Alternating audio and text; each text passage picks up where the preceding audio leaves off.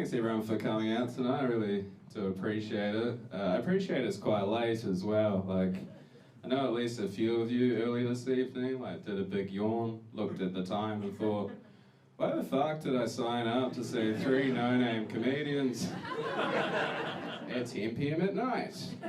Am I stupid? Maybe. This is probably not what I'd spend my money on. But it's your money. Well, it's mine now. We're very happy that Covert Theatre is having us here. It's an improv theatre, so I thought it would be good to start the show off with some improvisational humour. So if I could get a word from the crowd.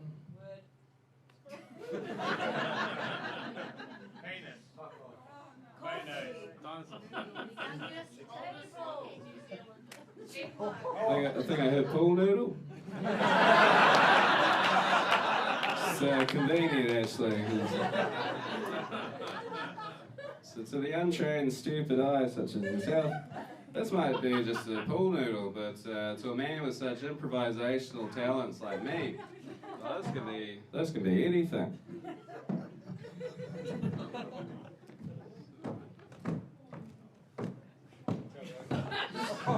Do you have the loudest shoes in the world?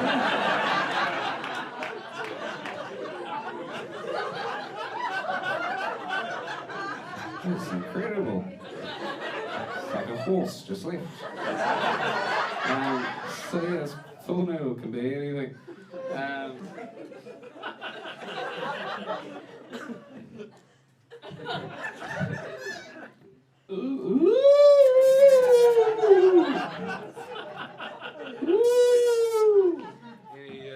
Any guesses what I am?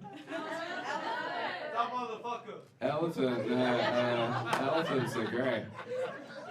No, I was a man with a pool noodle for a nose. I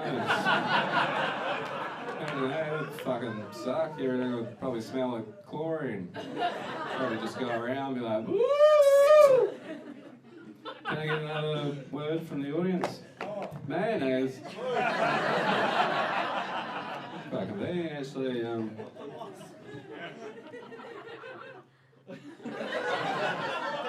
Woo! Any guesses? The elephant. It's enough monkeying around. And stop calling me dumb motherfucker. It's anti-bullying day. Jesus Christ, it's just rude. Enough monkeying around. I always like that expression, monkeying around, because it's accurate, you know? It's a silly animal. But horsing around pisses me off, because, you know, it's just disrespectful to the horse. Because when have you ever met a horse that doesn't have a job? Been complicit in pretty much every war up until recently. It's one of the most serious animals you can get. I posted that on Twitter once and it went quite viral, which means I woke up to about 1,000 horse girls in my replies, pointing out that horses actually can be quite silly from time to time. That had any fucking bearing on what I was saying. Do you know who else can be silly from time to time? Germans. You never say you're being as silly as a German right now. If you did, people would just be confused. So not that silly then. One of these women tried to prove how silly horses were by replying with like a video of her horse rolling around on the grass. Like that was proof of anything. I didn't see a silly horse in that video. I saw an itchy horse that didn't have hands. Trying to make the most of a difficult situation. So I got made redundant last year.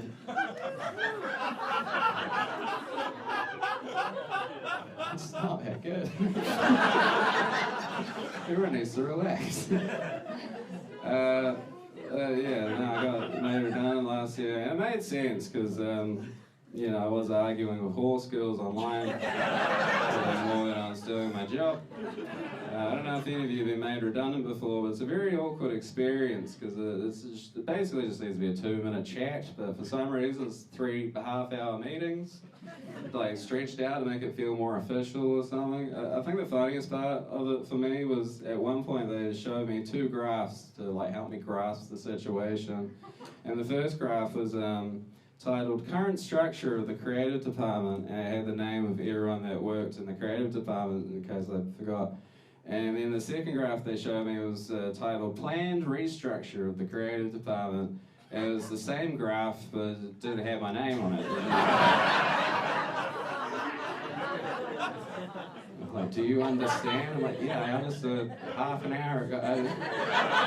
This is the rudest thing that's ever happened to me. It's like color-coded. Like, someone really put love into this graph. They spent all fucking day on it. They got to keep their job. I should fucking have. Not me, though.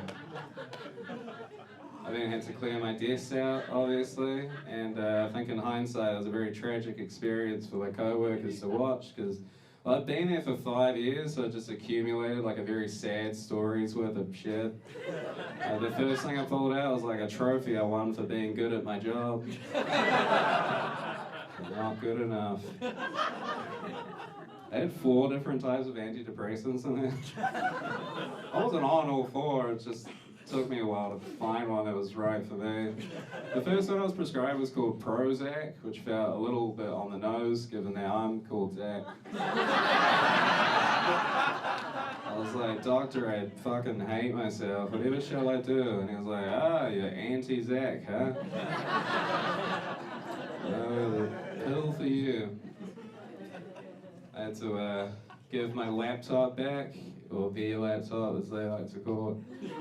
And I was very tempted to just like fill up the search results with just concerning shit, you know? And just how to kill yourself in a way that makes whole office feel super bad.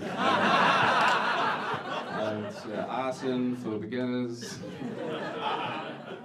I didn't though, I don't want to fuck with my severance, which I was privileged enough to get. It was great, I love being made redundant, just had a nice 5-month holiday, I'd highly recommend it. I just had free time to do things I didn't have the time to do before. I started eating pistachios. I finished a novel I was working on. It was about Medusa and an autistic guy can't make eye contact. That guy was me. Just kidding, I'm not autistic, I just have the social skills of a recently concussed Michael Cera. No one to blame but myself. I really am quite socially awkward though. Like, to give you an example, I'm 31 years old and I still haven't quite figured out how to smile warmly at someone as I walk past them. Which means I've developed a nervous tick, and this is like a real thing I'm actively trying to stop doing at the moment, where if I'm walking past someone, I just start yawning. My brain has figured out that one gets me out of smiling, but also out of having to say hello. But I've done it in front of my neighbour so many times now that he did pull me aside the other day. I was like, hey man, why are you so tired all the time? And I was like, I'm not tired, I'm just out of smile. And he was like, what? And I was like,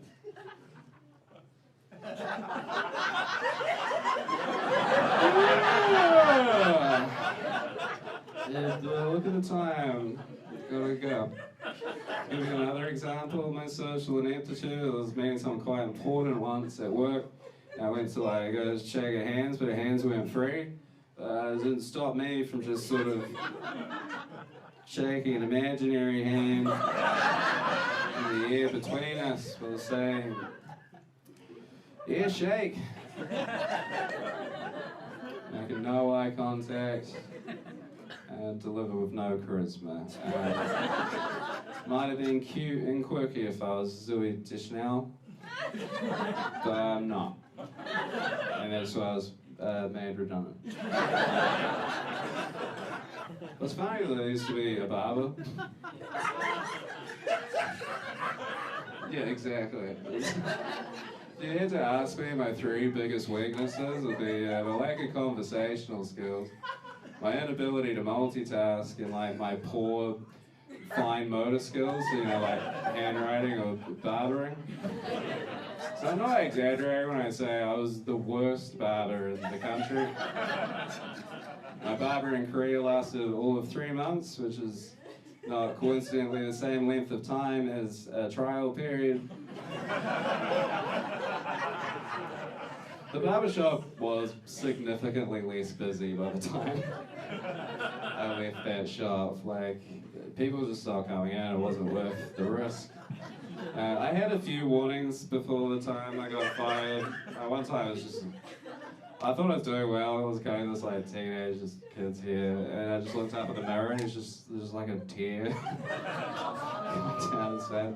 This isn't part of the joke, but I think it helps the visual. I had like similar length hair at the time, and my boss was like, "You can't just, you need a haircut." And I'm like, "Oh, I can't." He's like, "All right, you need to at least grease it back." So just, I don't know, it might help the story. It's just a grease back thing. Anyway, a policeman came in and they asked for a skin fade, which is a haircut I straight up can't do. But I was like, "Take a seat, sir." I wasn't doing anything illegal, it just made me nervous, the police. So I was already pretty shaky.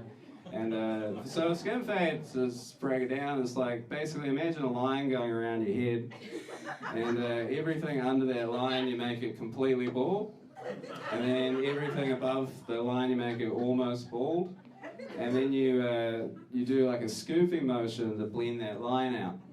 But if you ever fuck that step up, it'll lift the line, and you start over.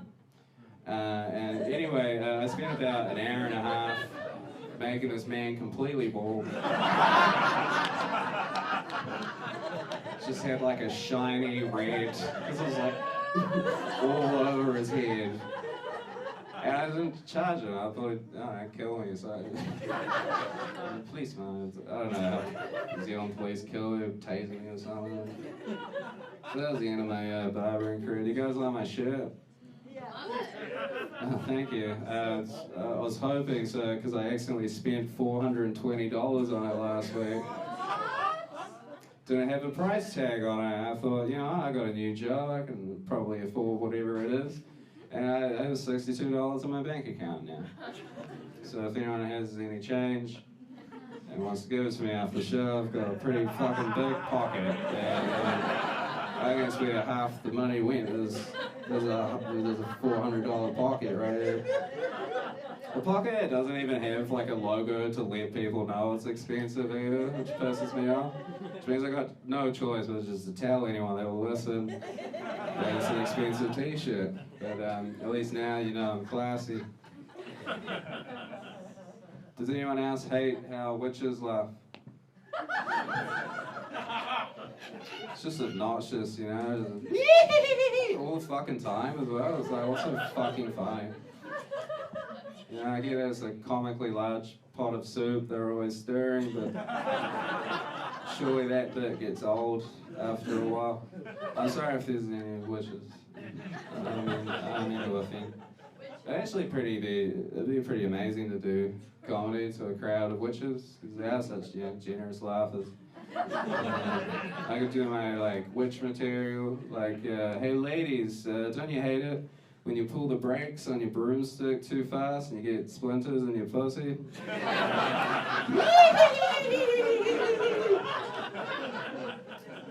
I went to the doctor the other day and I got diagnosed with Crohn's disease. Crohn's disease. I was like, "Doctor, enough name calling, what's the disease?"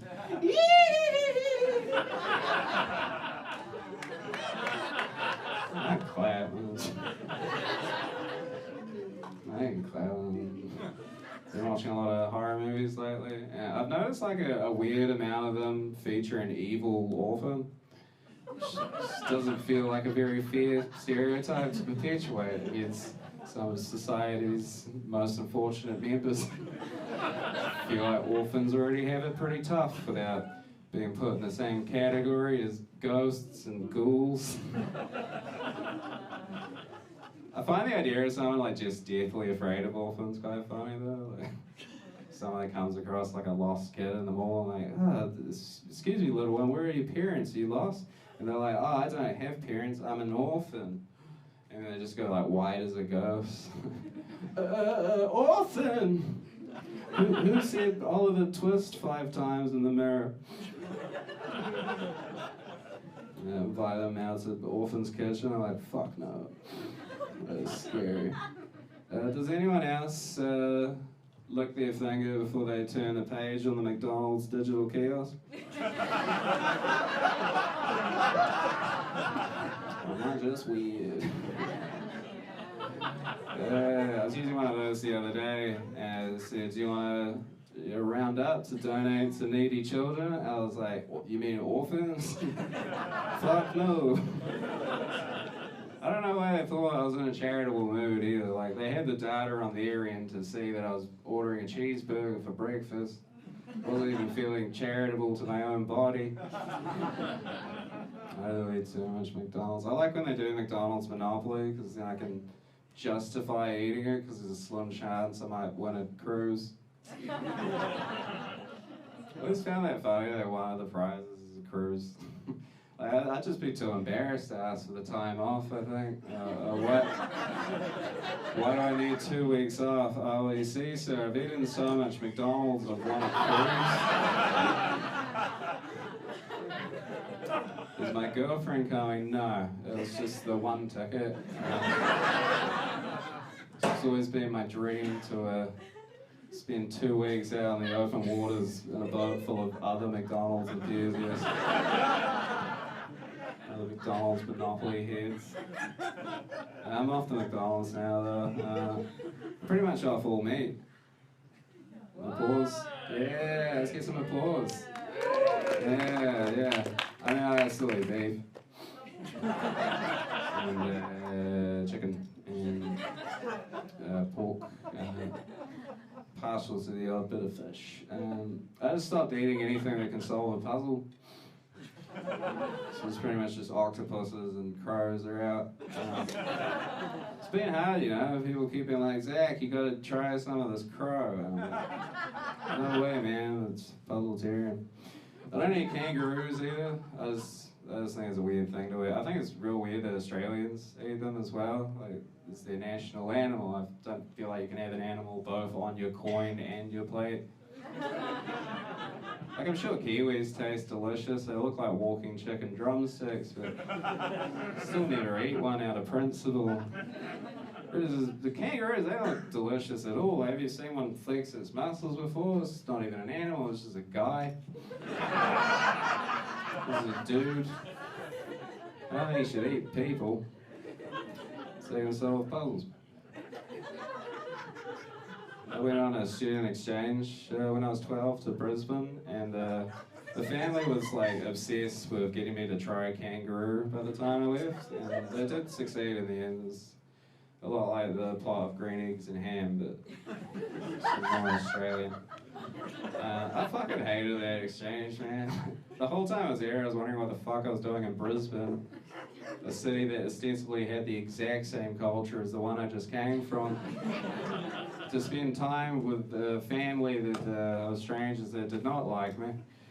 The youngest of the family was like a kid my age, who was a professional trampolinist, which meant half the time I was there I was just watching this cunt jumping up and down on a trampoline I wasn't allowed to use. It's professional grade or something. He was like weirdly good at jumping though. Probably unaccountable the kangaroo he did, you know? I do wish eating animals worked like that. Like, eat a kangaroo, jump high. Eat a crow, learn how to solve puzzles. Eat a sheep, grow your own man wool. Eat a pig, orgasm for an hour and a half. That's a real fact, by the way. The longest pig orgasm was an hour and a half. Don't know why they recorded that.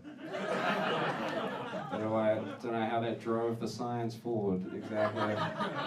Also, how do they measure that? Is it going off the sound or vibration? Anyway, yeah, I know, I'm sorry, it's disgusting. But an hour and a half, like, to put that in perspective, that's insane. Like, that's the same length as the movie Babe. Maybe it wasn't a coincidence either, you know? Maybe when they were trying to go for the longest pig they put the movie on, the pig was just so happy to see herself represented in the media. She came the whole time. I'm assuming it was a lady pig, because, well, if it was a boy pig, that'd be a bloody pigsty. Accountable to come. Show sponsored by Best Food Man. Let's get a shout out for Best Food Man.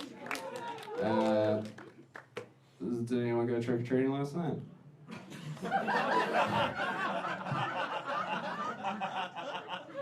I did. A lot of people say you can't go trick-or-treating at this time of year as an adult with no costume. It's just not true if you got a gun. I got so many lollies last night, it was fucking downright criminal. Anyone go Christmas caroling last night? I did. A lot of people tell you can't go Christmas caroling this time of year on your own. In New Zealand, we would, don't really do that sort of thing. But, if you got a gun, make anyone listen to you sing Silent Night, if you got them at gunpoint. Anyone go on an Easter egg hunt last night? I do. A lot of people say you can't go on an Easter egg hunt after an already pretty jam-packed evening of trick-or-treating and Christmas caroling. It's just not true if you place them yourself. It was so much fun last night. I got so many Easter eggs. Well, I knew where they were.